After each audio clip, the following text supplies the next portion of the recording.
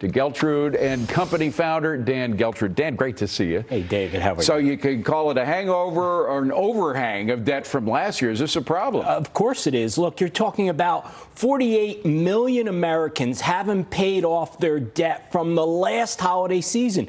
Now, most of that debt is going to be sitting on credit cards.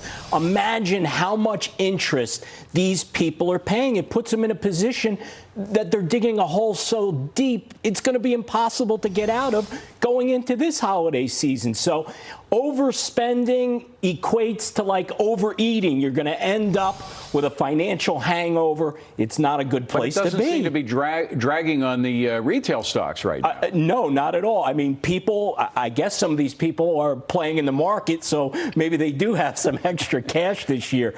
But no, retail is taking off. So the indication there is people are going to keep spending. Well, and they've done it in the past, even if they don't have the money. Country Financial just came out with a stat, which I think is pretty interesting. 72% of Americans, 72% of folks out there say they don't save up enough during the course of the year to pay off their gift giving and gift buying during the holidays. That's a huge number. Yeah, and that goes to people have trouble with financial discipline because it starts, David, with establishing a budget, not just for the holidays. You have to have a budget throughout the year that you really need to adhere to.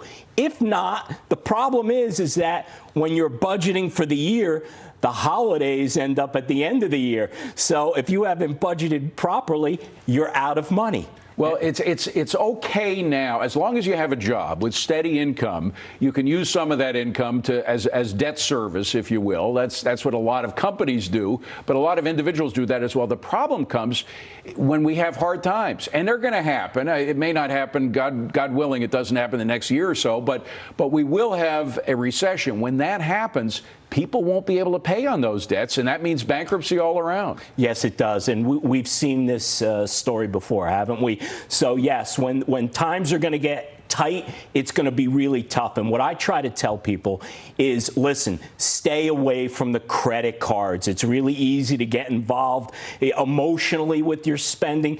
Use cash or use a debit card so you don't end up spending money that you don't have.